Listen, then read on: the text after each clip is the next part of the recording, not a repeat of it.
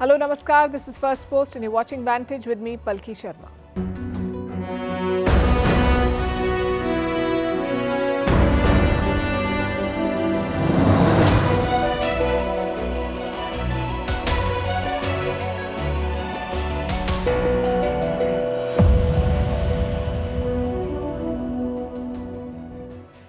Exactly a week to go for the US election. It's turning out to be one of the closest in a while, one of the most violent elections since in the last 50 years, with ballot boxes being set on fire.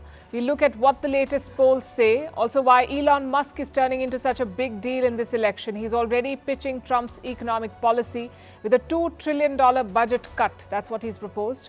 And will a comment about Puerto Rico cost the Trump campaign? We'll tell you about a new controversy that the Democrats hope to capitalize on.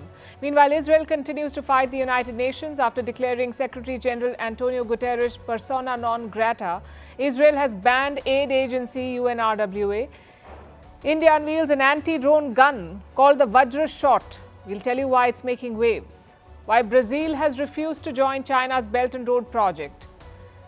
Why Boeing's story is going from bad to worse with a $19 billion fire sale, how France is patching up with its former colony Morocco and why they fell out in the first place, why the Vatican has launched an anime mascot to woo the young, and this Dhanteras, we'll talk about how health is wealth. All this and more coming up. The headlines first. Iran and Germany face off over the execution of a German-Iranian dissident by Tehran. Berlin summons the Iranian envoy to lodge a protest and recalls its ambassador in Tehran. An angry Iran hits back, says the dissident was a terrorist, asking Berlin to stop with the gaslighting. Indonesia and Russia will hold their first joint naval drills next week. Jakarta's Navy makes the announcement. Its newly inaugurated president is looking to boost ties with Moscow and has refused to take sides over the Ukraine war. Indonesia is Southeast Asia's biggest economy. Bangladesh signals the start of the election process, forming a search committee to establish the Election Commission. In August, former Prime Minister Sheikh Hasina was ousted. Since then, Mohammad Yunus has been leading the interim government. But will Hasina's Awami League be allowed to contest in this election? Bangladesh's Law Affairs advisor says the people will decide.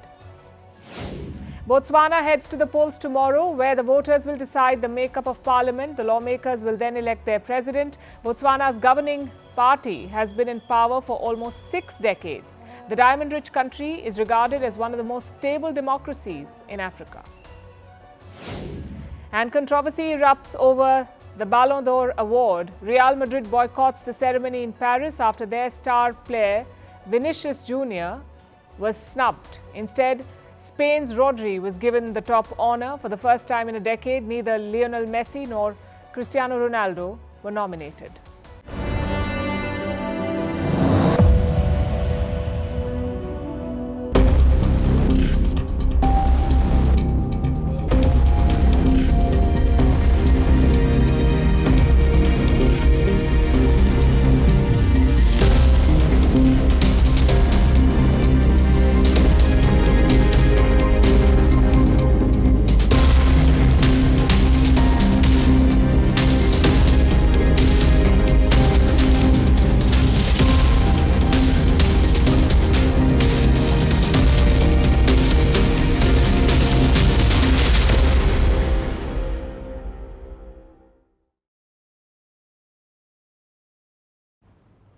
We are a week away from Election Day in the United States. As they say, it's the home stretch, the last chance to make your case. Kamala Harris will be speaking in Washington and Donald Trump is heading to Pennsylvania. But today, the focus is not on the candidates, it is on the ballots. Ballot boxes are being set on fire in the United States. 3 incidents have been reported, 2 of them in Portland and 1 in Vancouver. Not the Canadian city, there's a Vancouver in Washington too. All these cases had the same modus operandi. Someone stuck incendiary devices to the ballot boxes. They began smoking and eventually caught fire. And damages? In Portland, not much. Only 3 ballots were lost, but in Vancouver, hundreds were destroyed. Take a look.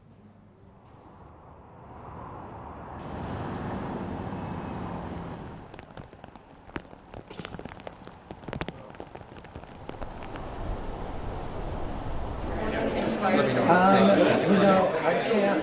That feels more sophisticated than I was. Local police are on the case. The Federal Bureau of Investigation, or the FBI, has also joined in. So it's all hands on deck. But do they have any suspects? Well, officials have released pictures of a car. They say it's a Volvo sedan. Apparently, this car was used to drop off the device in Portland. If so, the culprit should be caught soon. The police also believe the cases are linked, meaning the same suspects could be behind all the attacks, the ones in Portland and Vancouver. There was enough evidence collected at all three scenes that lead us to believe that all three incidents are connected, and we cannot get into more detail. Some background now. Voting in the US does not start on November 5th. It ends on November 5th. Millions of Americans have already cast their vote. How? Using early voting methods. You can drop your ballot off in dedicated boxes. You can also mail them via postal services. And what's the advantage? You can avoid the queues on voting day.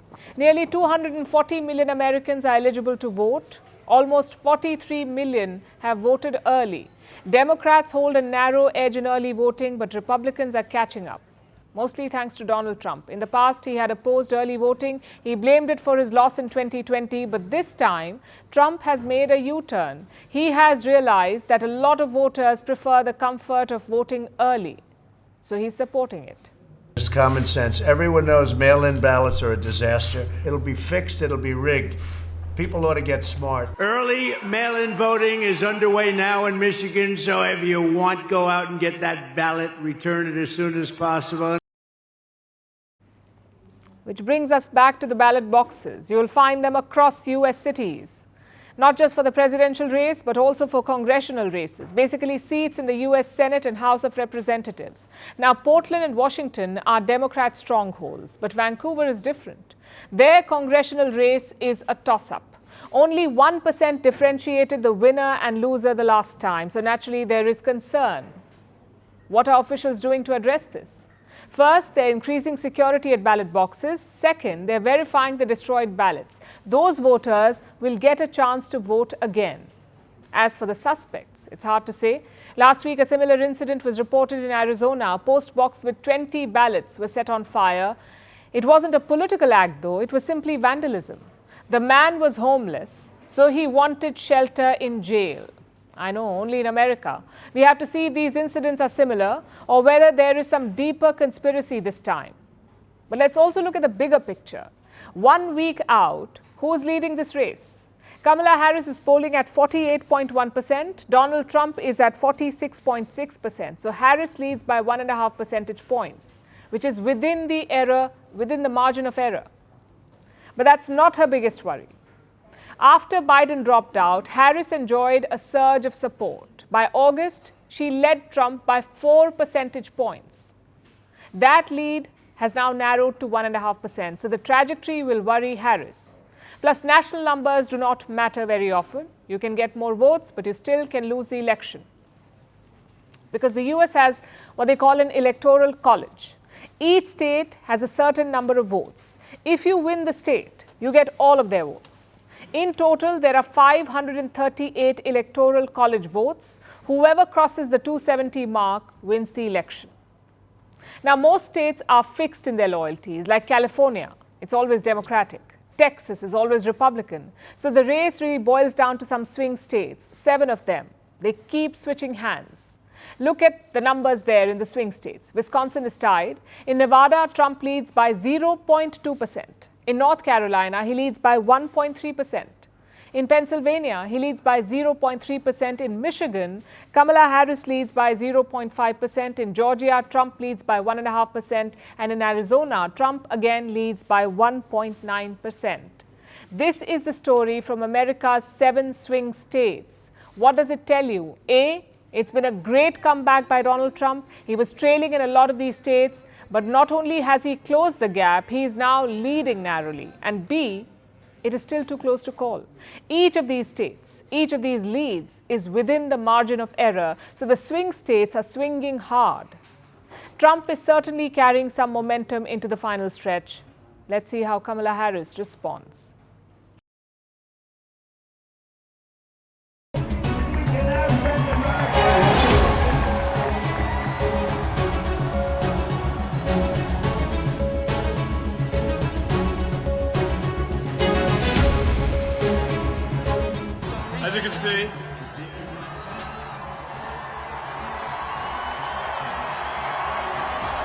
just MAGA. I'm dark, gothic MAGA.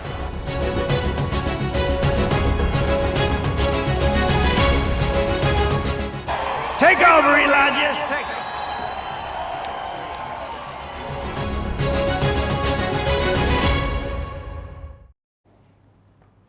Meanwhile, Elon Musk is preparing for a Trump victory. He backs the Republican candidate, and now he's working on policy prescriptions for the next US president in the hope and belief that it will be Donald Trump.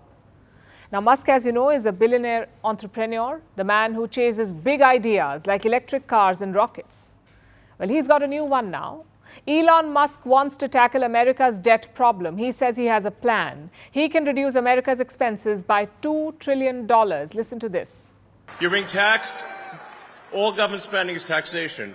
So whether it's direct taxation or all government spending, it either becomes inflation or it's direct taxation. Your money is being wasted, and the Department of Government Efficiency is going to fix that. Musk has called America's debt a time bomb. And he has a point. As of today, the US owes over $35 trillion. It's unsustainable debt. According to Elon Musk, the US pays $1 trillion as interest alone. $1 trillion every year as interest. That's more than America's defense budget, by the way. Musk says that taxpayer money is being wasted, and he can help reduce this wastage by as much as $2 trillion. Now, a quick reminder, Elon Musk is not on the ballot in this election. He's not on the ticket. He's not even contesting for a seat in the US Congress. Yet, he's sounding more and more like a candidate in the election. He's been actively campaigning for Donald Trump, not just as a star campaigner, but also as a major donor. Musk has poured in millions into Trump's campaign, more than $100 million to be precise. He's been giving out million-dollar checks to voters. Trump has even promised him a role in his future administration. And we're going to bring Elon in. Anybody can land a rocket the way he landed that sucker. Coming down, they said, oh, it's going to crash. It's going to crash into the gantry. I said, oh. And then those engines kicked in, and the fire and the flame starts pouring out of the left side and starts pushing it over. And it comes down, and those big, beautiful arms hugged it like you hugged your child. He's entertaining. Clearly, Trump is impressed by SpaceX and Elon Musk. Perhaps he's hoping that Musk can use some of that rocket science to make America's debt disappear. And Elon Musk seems eager to take on the challenge. Earlier, he proposed a government efficiency commission, a body to rein in government spending, a government efficiency commission. This is just a proposal. No such commission exists at the moment, but Musk is acting like he's already in charge of it. So what is his big plan? How will he contain America's debt? Well, that he's yet to share. The specifics are missing from his pitch, but he keeps talking about it at Trump's rallies and amplifying his claims on X, the social media platform that he acquired. In fact, his recent posts focus almost entirely on the election, with Republican content and conspiracy theories. X has become Elon Musk's mouthpiece since he acquired it, and he's using this platform to rally more support for Trump. Basically, Elon Musk is a booster for Trump. He's betting big on the former president. Beyond social media amplification and personal donations, Musk is also building grassroots support for Trump. He has created a fund called America PAC. PAC, P-A-C, it stands for Political Action Committee. These are commonly used to funnel money into election campaigns. Musk has gathered lawyers, PR professionals, and political pundits. His team is working closely with the Trump campaign. They're trying to mobilize voters by canvassing battleground states. The goal is to bring at least 800,000 Americans to vote for Trump. So Musk is going all out in backing Donald Trump. And this is not just about his political preferences. This is also a business decision. This election is an investment for him. He wants an ally in the White House, and Donald Trump fits the bill. Trump's policies align with Musk's priorities: fewer regulation, less government interference, and most importantly, tariffs on Chinese companies. Elon Musk finds the Democrats weak on this front.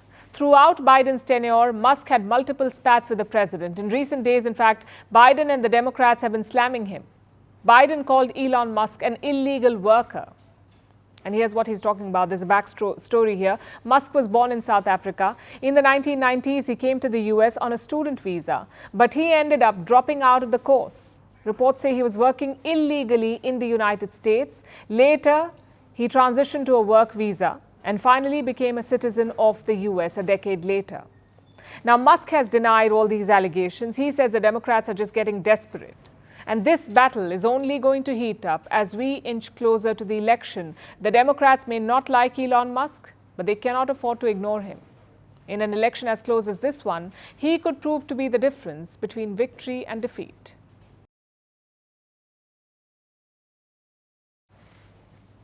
Have you heard of the October surprise? It's usually a major news event or revelation. It happens in the month of October, right before the election in November.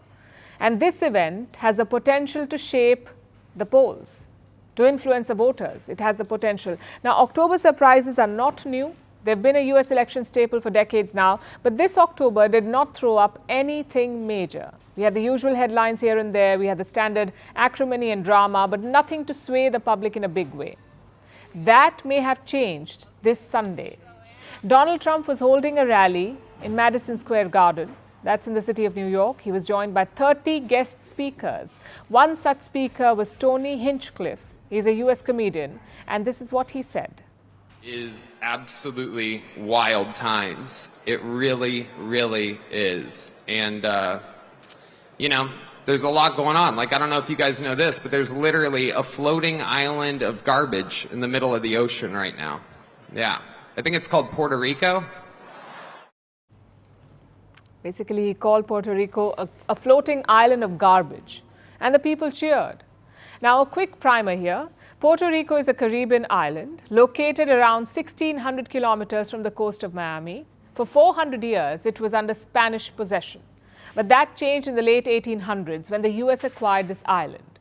It is still self-governed, but it's an unincorporated territory of America.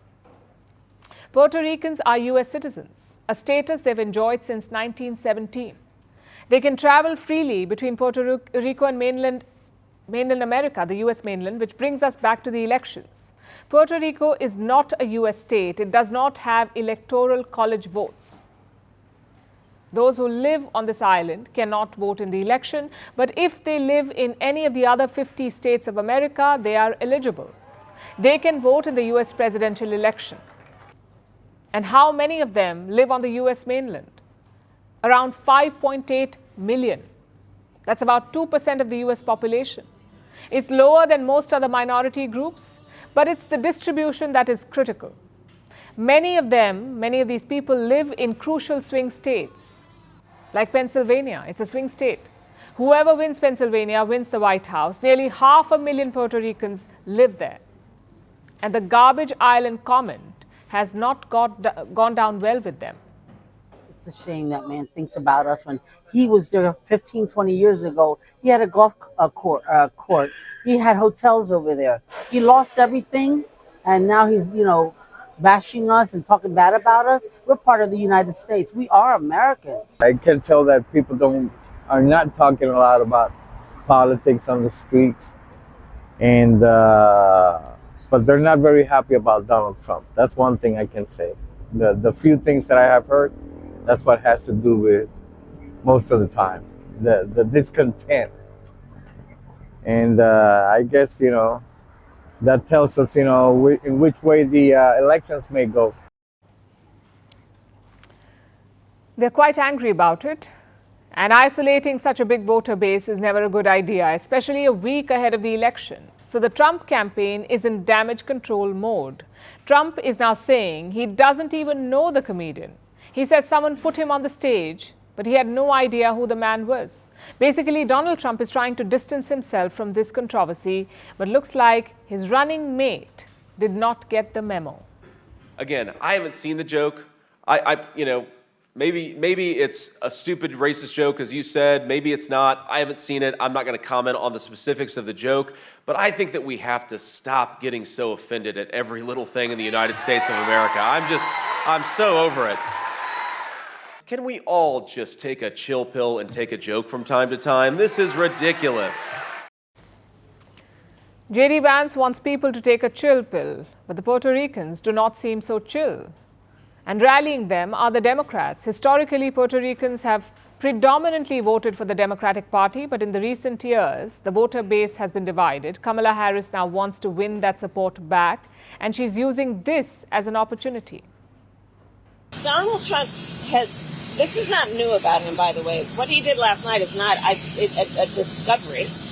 It is just more of the same and maybe more vivid than usual.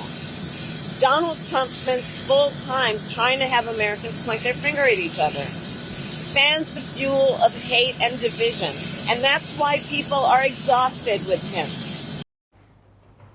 Supporting her are popular Puerto Rican celebrities, the likes of Jennifer Lopez, Bad Bunny and Ricky Martin. They've all endorsed Kamala Harris. They've all rejected the garbage island comment. And this is very important. Puerto Ricans are a crucial demographic. They can decide who wins the swing states. Plus, they aren't the only ones who are upset. The Trump rally had racist jokes about a lot of communities, including the Latinos. Where are my proud Latinos at tonight? You guys see what I mean? It's wide open. There's so many of them. It's absolutely incredible. Believe it or not, people, I welcome migrants to the United States of America with open arms. And by open arms, I mean like this.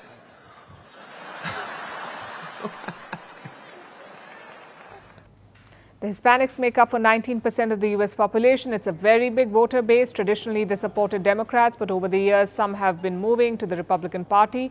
Such comments could reverse the trend. At least the Democrats hope they will.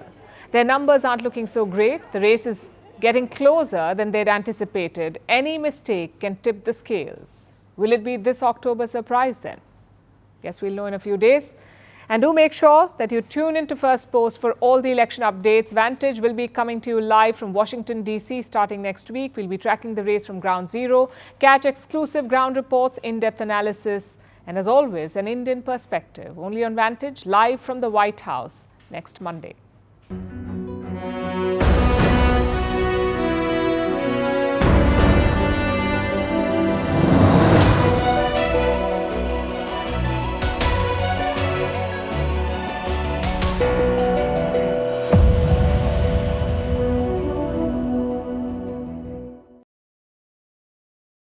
ושאלו אותנו, אם כך מצביעים בקריאה השלישית לאחר שהוסקו כל ההסתייגויות.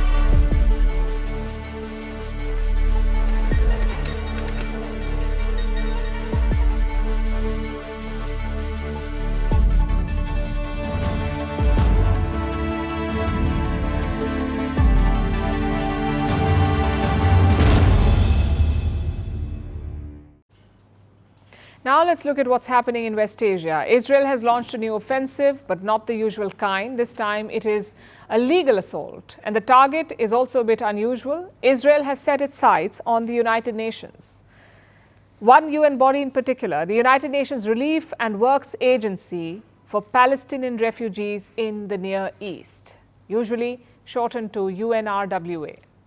שאלו אותנו, ודאי גם אתם שאלתם את עצמכם, אם כך מצביעים על החוק בכללותו, כל ההסתייגויות, 92 בעד, 10 נגד. אני קובע כי הצעת החוק התקבלה בקריאה השלישית ותיכנס לספר החוקים. UNRWA is an organization that a terrorist organization has completely taken over it. This legislation is disconnecting the relationship between Israel and between this organization. They will not be able to facilitate their activities or their infrastructures or their headquarters in Israel. Israel has banned the UNRWA. It is no longer allowed to operate in the country. Israel has also passed a second law. It bans Israeli officials from having any contact with UNRWA employees. Now, the second law will come into effect 3 months from now. So what does all of this actually mean? Well, for starters, it means that humanitarian assistance to Palestinians will get severely impacted. The UNRWA is a relief agency. It provides aid to Palestinian refugees. It operates in 5 areas: the Gaza Strip, the West Bank, Lebanon, Syria, and Jordan. These are the 5 places where the UNRWA works. Now let's zoom into Gaza and the West Bank. These 2 regions are known as the Palestinian territories. They're both under Israel's control. Israeli forces occupy the West Bank and they control all the entrances into Gaza. So effectively, Israel has crippled the UNRWA in both Israel and the Palestinian territories. About 2 million Gazans depend on this agency for aid. That's almost the entire population there. And their dependency has only increased since the war began last year, but now their primary source of food, medicine and shelter won't be able to function. This has alarmed even Israel's allies. There is an important role that UNRWA plays that no one else on the ground can play right now. And if UNRWA goes away, you will see civilians, including children, including babies, not be able to get access to food and water and medicine that they need to live. And we find that, frankly, unacceptable. The allegations against UNRWA's staff earlier this week were fully investigated and offer no jurisdiction for cutting off ties with UNRWA. This weekend, we therefore joined partners in expressing concerns at the Knesset's legislation and urged Israel to ensure UNRWA's life-saving work continues. We call on UNRWA to continue its path to reform, demonstrating its commitment to the principle of neutrality. Britain's Foreign Secretary mentioned allegations against UNRWA staff. Israel has long alleged that these officials took part in the Hamas attack on October 7th last year. And that is their justification for banning the agency. Israel named 9 people who took part in the attack, and the UN agency fired them. Investigations are still on. Meanwhile, 2 Hamas commanders were also found to have been UNRWA members. The agency itself has confirmed this. Does that mean that Israel is right in banning it? Well, this United Nations agency employs around 30,000 people. About 13,000 of them, 13,000, are in Gaza. A dozen of them have been accused of having links with Hamas. Those numbers have not convinced even Israel's backers. Some Western countries did stop funding the UNRWA earlier this year, but most have resumed that funding. The US has not. But even Washington says that this agency is indispensable. Israel, though, is not convinced. It seems to have declared war on the United Nations and UN agencies. Earlier this month, Israel declared UN Chief Antonio Guterres persona non grata. He was barred from entering the country. Israel has been trying to crush the UNRWA for years, even before the war in Gaza began, and it has finally succeeded. You may remember back in 2018, Israel also formally left UNESCO, the United Nations educational, scientific and cultural organization. Israel accused this agency of having an anti-Israel bias because they call the Golan Heights occupied territory, which it is. It was Syrian territory taken by Israel in 1967, but Israel did not like UNESCO reminding the world about this. So they just left the organization along with the US. The US, by the way, joined UNESCO back in 2023, but Israel still has not. Now, this points to a pattern. Every time the UN calls out Israel, it responds by banning a UN agency or even the UN chief. Yet, Israel remains a part of the United Nations. And we know that the UN is far from perfect. We point this out ourselves quite often. It's an outdated body stuck in the post-World War II era, and it does not represent the world fairly. But if you're a member, you have to follow the rules. You can try and change the United Nations from within, but you can't just ignore rules that you do not like. You can't just ban agencies and secretary generals if you don't agree with them.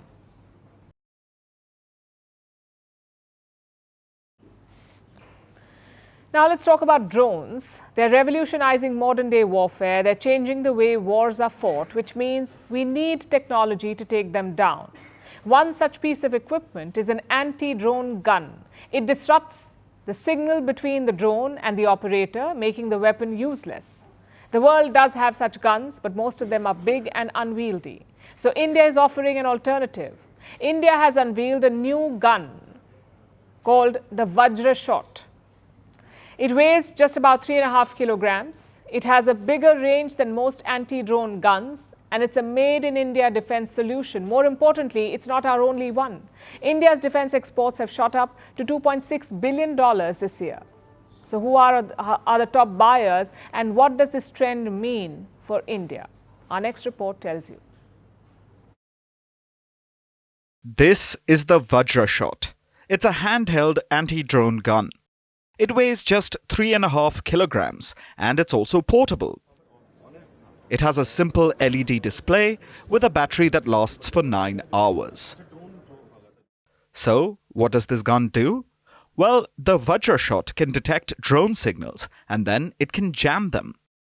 That way, communication between the drone and its operators is disrupted. It has a range of around 4 kilometers, but what's even more crucial is that the gun can adapt its output frequency. That way, it can neutralize a wide range of drones. The gun was designed by the Chennai-based Big Bang Boom Solutions. It's been deployed for the Indian Army and Air Force. It's already received orders of up to $25 million. That's around 210 crore rupees. Now, this isn't the first such anti-drone gun. The United States has its Drone Defender and Raytheon's Coyote UAV. Russia has a similar handheld system, the Rex-1 system. But both of these systems are bulkier. They offer soldiers less flexibility in the battlefield, which makes the Vajra shot unique. And guns like the Vajra shot have become crucial, especially in modern-day warfare. Drones have changed the ways wars are being fought. We've seen that in Ukraine. Between 2018 and 2023, states using drones have risen from 16 to 40. That's a 150% increase. That means that there's a need for anti-drone systems like the Vajra shot. Plus, it's a made-in-India defense solution. In 2023, India crossed some milestones in defense production. It produced military equipment worth $15 billion.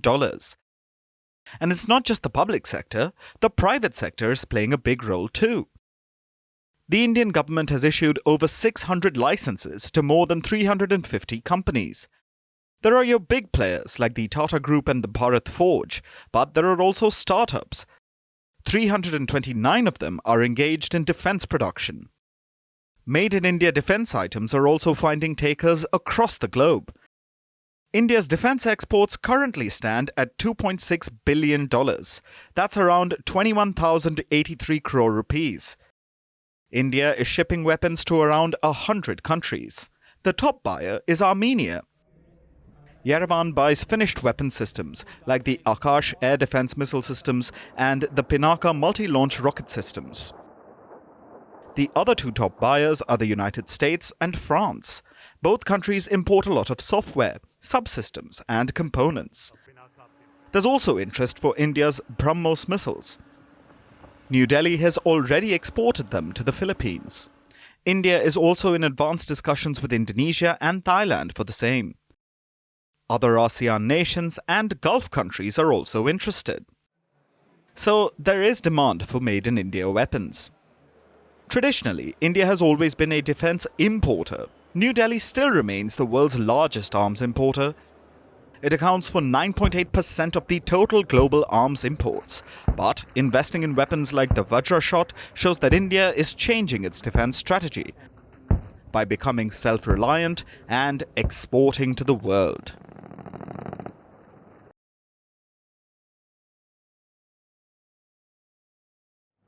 Xi Jinping's grand project is on life support. I'm talking about the BRI, or the Belt and Road Initiative. Another country has refused to sign up for it, and that too a fellow BRICS partner, Brazil.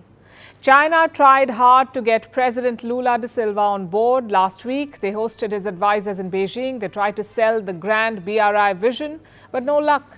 Brazil wants to keep its options open. It is okay with Chinese investments, but not binding agreements like the BRI. Listen to the President Lula's advisor. The Chinese call it the Belt and Road, and they can give whatever names they want, but what matters is that there are projects that Brazil has defined as a priority, and that may or may not be accepted by Beijing. It is a big setback for China because Brazil would have been a great addition. The biggest economy in South America, a country of more than 200 million people, a fellow BRICS member, and located right in the middle of America's backyard. China had everything mapped out. President Xi Jinping is traveling to Brazil next month. Chances are the BRI would have been a big headline. Xi's big success in Brazil, that's what they thought. But now he will return empty-handed. It's quite a U-turn for Lula too. Earlier this year, he was open to the idea of joining BRI. Chinese state media was thrilled about it. They wrote puff pieces about Lula's visionary policy. So what changed? Well, mainly two things. One, he was under pressure from the US. Last week, Joe Biden's trade representative visited Brazil. Her name is Catherine Tai. She cautioned Lula against joining BRI. She said Brazil should weigh the risks of such a decision. Of course, China was not happy about it. They called her remarks disrespectful. Nonetheless, they worked. Secondly, the BRI is not what it used to be. It started off with a bang in the last decade. More than $1 trillion invested, dozens of projects completed. It seemed like everyone wanted to sign up. But slowly, the true picture emerged. Most of the BRI deals were mired in secrecy. The projects turned into corruption scandals and the loans became a burden. When countries failed to repay, Beijing took its pound of flesh, like the Hambantota port in Sri Lanka. So the initial excitement disappeared. And the numbers reflect that. 35% of the BRI projects ended in controversy, like corruption or labor violations. More than 200 projects led to unsustainable debt. Even China realizes this. Look at their lending to Africa. In 2022, China gave less than $2 billion to Africa, their lowest in 10 years. So clearly the BRI is not paying off. Plus, China's economy is struggling. To give loans abroad, you need a strong domestic base. China does not have that anymore. It is also no longer the fastest growing major economy. All of this would have influenced Lula's decision. A, he doesn't want to antagonize the US, and B, he doesn't see any major benefits from the BRI. In many ways, this vindicates India's position. New Delhi never joined the BRI. We've constantly questioned China's intentions, whether it's on saddling countries with debt or undermining their sovereignty or the feasibility of these projects. And looks like the world is catching up. Last year, Italy decided to leave the BRI. Italy was the only G7 member to join China's project, but they had nothing to show for it. I guess Brazil does not want to repeat that mistake. The question then is, where does that leave the Belt and Road? In a spot of bother.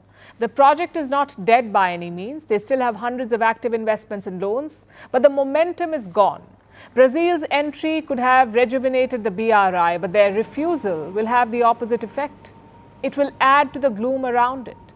And it's not like China can throw money at the problem because their economy cannot bankroll it anymore. Politically, it's also a setback to China's goals in Latin America. This region is seen as America's backyard. But China has been trying to make inroads here, and sometimes with success. China is the biggest trading partner for many South American nations like Brazil, Peru, and Chile. They've also invested heavily in the region.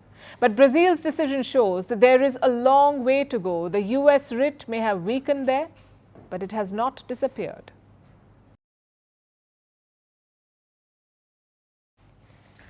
Our next story is about Boeing, the embattled plane manufacturer. It has launched a fire sale of shares. Boeing plans to sell nearly $19 billion worth of stock.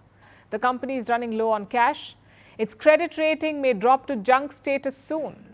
Boeing desperately needs to raise money to avert this crisis, but the company's woes do not end with that. Boeing's factory workers remain on strike. The protest has entered its 7th week, and there is no resolution in sight. Our next report tells you more. A faulty product, poor management, and repeated compromises on passenger safety. Boeing made all the mistakes a plane manufacturer shouldn't. 2 of its planes fell out of the sky. This year, a panel blew off one of its planes mid-air. 1, ignition. Even America's space agency, NASA, faced issues with Boeing. Boeing's Starliner aircraft left 2 astronauts stranded in orbit. So, it was only a matter of time before these problems hit Boeing's bottom line. The company is bleeding cash. Credit ratings agencies may downgrade Boeing to junk status. So, Boeing is orchestrating a sale of its shares. The plan is to offer $19 billion worth of company stock to the public and raise money to boost the company coffers. Boeing is weighing other options too, like selling off the troubled Starlink program. Boeing's new CEO, Kelly Ortberg, has admitted that the company is at a crossroads and needs fundamental changes to survive. Ortberg has been CEO for barely 2 months, but he clearly walked into a storm. Some of Boeing's biggest customers are unhappy. The likes of American and Southwest Airlines, both carriers have sent the same message to Boeing: pull up your socks and start doing better. These airlines want Boeing to deliver new planes quickly. On that front as well, Boeing remains in a challenging position. The factories, which are supposed to produce the new planes, remain shut. For the past 7 weeks, workers have been on strike. They want their retirement benefits reinstated. Earlier, the workers used to get a guaranteed sum as pension. This month, Boeing offered to raise their pay by almost 40%, but it refused to restore pensions. The workers rejected the new employment contract. You know, this wasn't enough for our members. There is a big gap that we couldn't reach, especially when it's been 16 years since we've had a chance to bargain every area of our contract.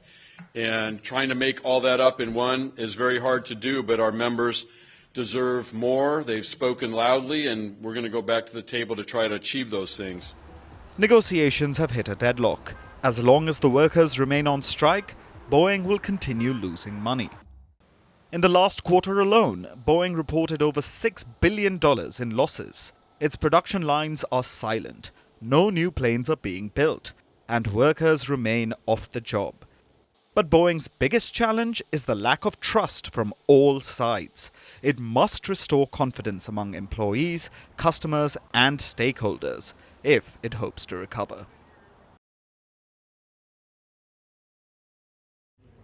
France and Morocco are making headlines. The two countries haven't been on the best of terms. Tensions have been running high for years, but France made a breakthrough this week.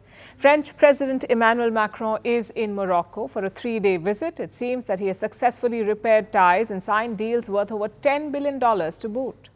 This is definitely a success for Macron, which is rare these days, especially when it comes to Africa. So let's take a closer look at the situation and see what this means for both nations. We'll start with some background. Morocco is a country in Africa, in North Africa, on the Mediterranean coast, and France is, well, France. So, of course, the French colonized Morocco in the past. France made the kingdom a protectorate and ruled it between 1912 and 1956. Morocco gained independence in 1956, but of course France had a post-colonial hangover. It went fine for a few decades, but in 2021 ties hit a new low.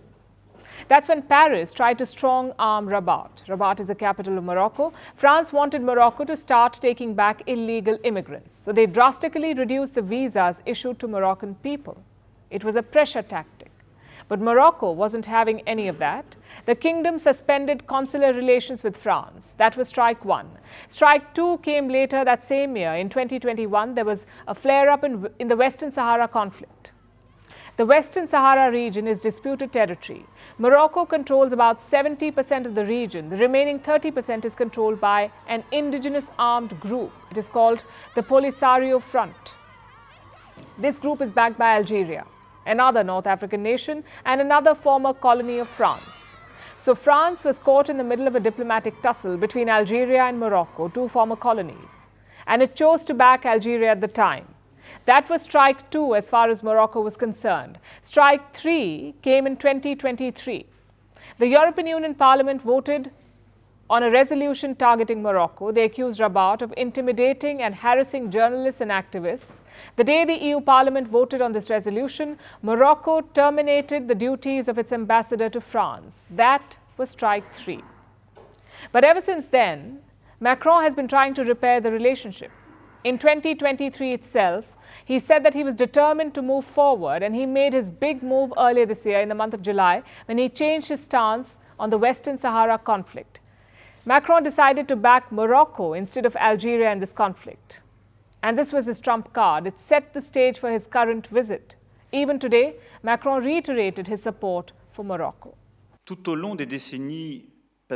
I am thinking, of course, first and foremost, of the Western Sahara, on which I wished, on behalf of France, to clarify my vision when I spoke to His Majesty, King Mohammed VI, on July 30th last. And I reaffirm it here before you. For France, the present and future of this territory fall within the framework of Moroccan sovereignty. The move has had its intended effect. Moroccan media is calling Macron's visit a warm reunion and a new honeymoon for the two countries. Those are the terms they used. Yesterday, Macron got the red carpet treatment when he arrived in Rabat. Morocco's King Mohammed IV greeted Macron in person at the airport, and then the two countries signed a host of lucrative deals, a total of 22 agreements worth about 10 billion euros, which is more than 10 billion US dollars. One of the deals that stands out is a railway agreement. Morocco will purchase 12 high-speed railway carriages from the French company Alstom. It has the option to buy 6 more in the future. France has also signed multiple renewable energy deals with Morocco, including one where Total Energies will produce green hydrogen in the country. These deals mark a major victory for Macron, especially in Africa. Over the years, France has been losing its influence on the continent. So this will be a welcome reset for Paris. But it's just the first step. France needs to do a lot more of it if it wants to rebuild its influence in Africa.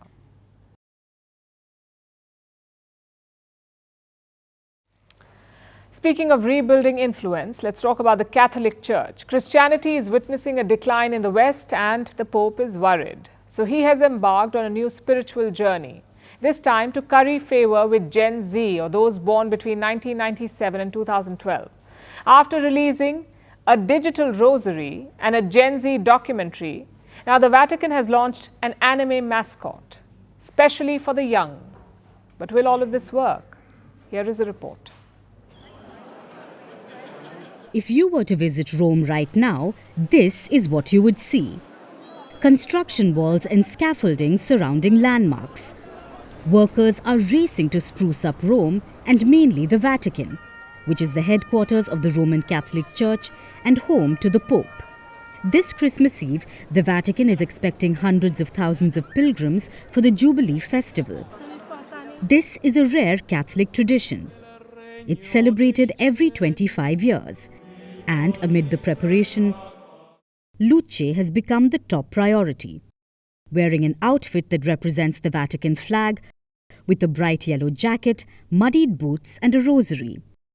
This is the Vatican's official mascot for the Jubilee. Luce, which translates to light from Italian, has been designed by a Japanese-inspired lifestyle brand in Italy. It looks a lot like an anime character. And this is on purpose, because, believe it or not, the Vatican wants to curry favor with Gen Z, or those born between 1997 and 2012. According to the Vatican's chief organizer of the Jubilee, the doll is inspired by the Church's desire to live even within the pop culture so beloved by our youth. What a boomer way to put it. But we get the sentiment. For years, the Church has warned that Christianity is dying in the West. In Europe, mammoth Gothic cathedrals have empty pews. Shuttered church buildings are increasingly being converted into nightclubs and skate parks.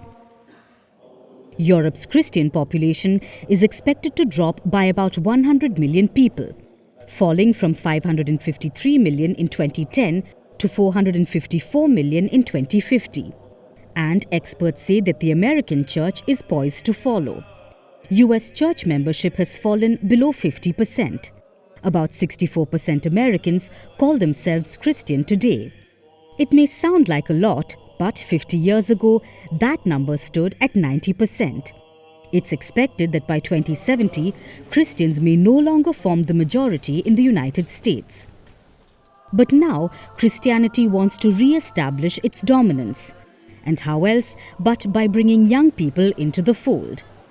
An important part of this is what's being called the yassification of Pope. Ever since the Pope's AI-generated street-style images went viral.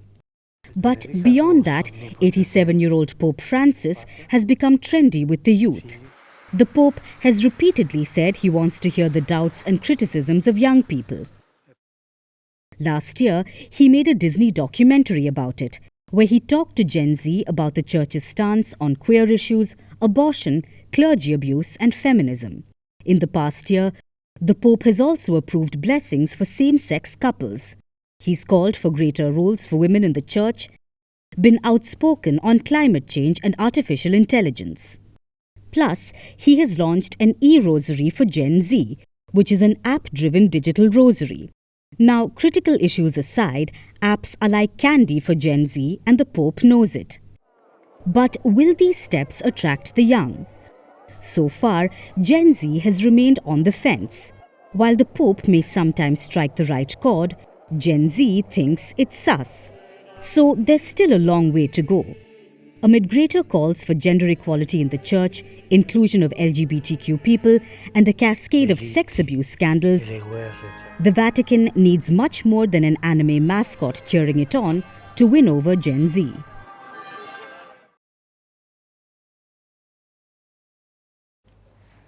Now let's turn our attention to India, where homes are being decorated with lights and rangolis as millions celebrate Diwali, the festival of lights. This is a 5-day festival and it has begun today with Dhanteras. Dhan means wealth.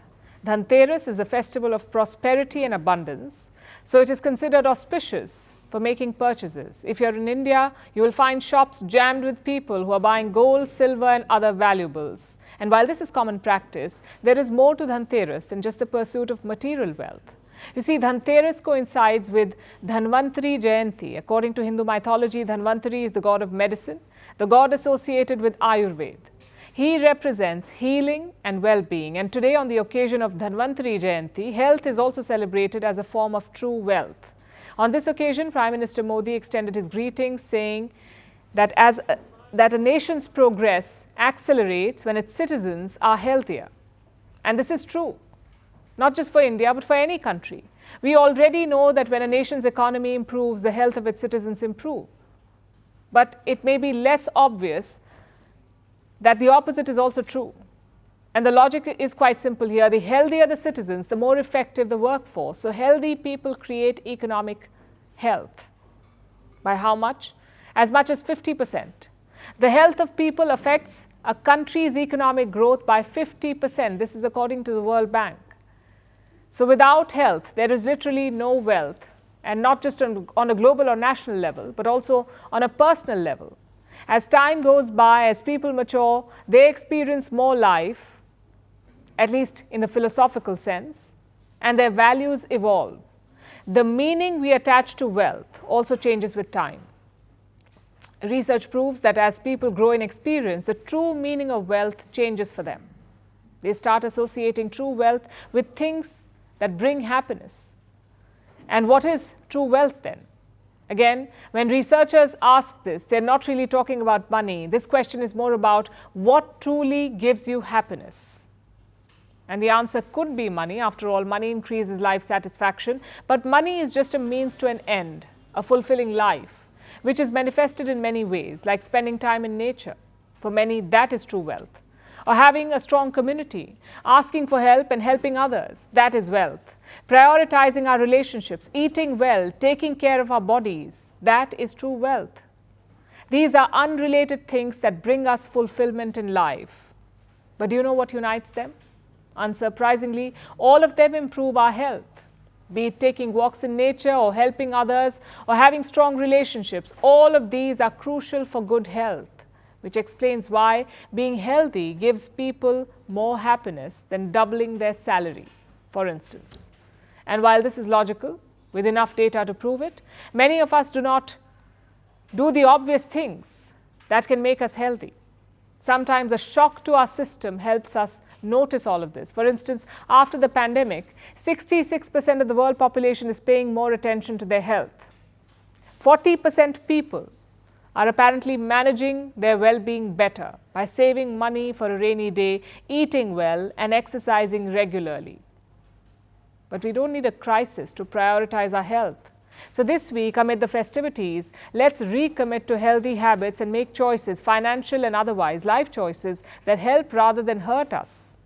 After all, care is investment. Without investment, there is no health, and without health, there is no wealth.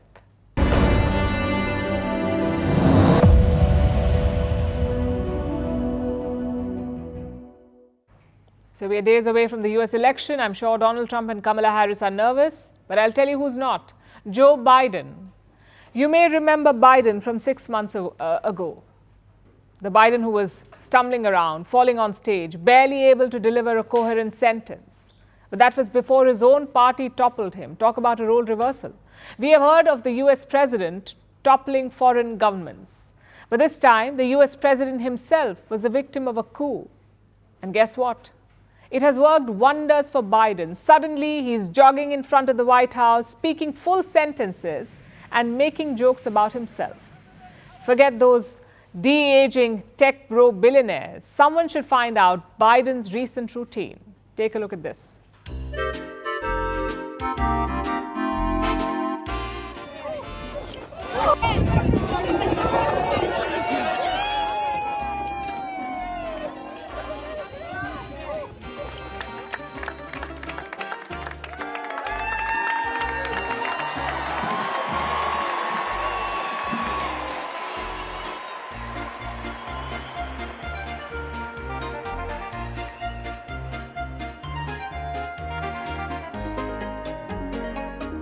We finally beat Medicare. Thank you.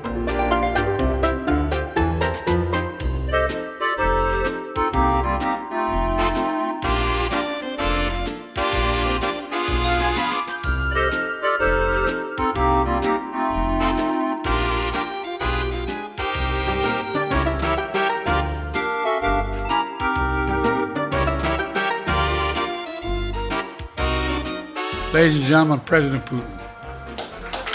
President Putin. He's going to beat President Putin. President Zelensky. I'm so focused on beating Putin.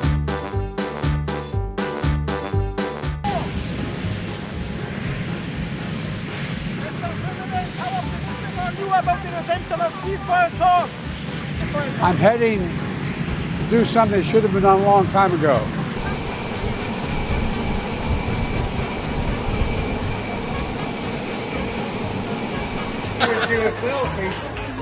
There you go. Jessica, if I'm really good, maybe you can get me a job. Do you want to reconsider dropping out of the race? Back in.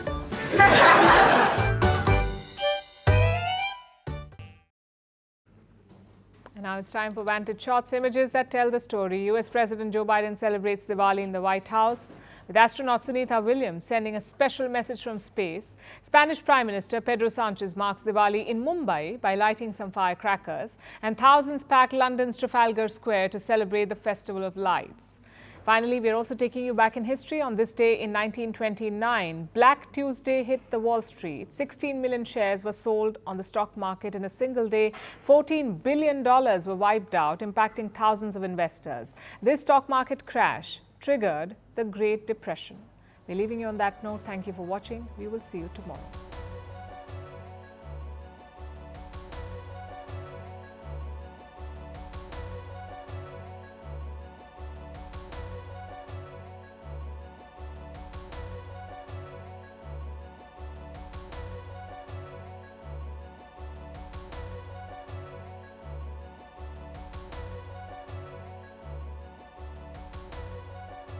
This year, I have the unique opportunity to celebrate Diwali from 260 miles above the Earth on the ISS. On this day, I specifically think about my father, who immigrated to the U.S. from India. He kept and shared his cultural roots by teaching us about Diwali and other Indian festivals. Diwali is a time of joy as goodness in the world prevails.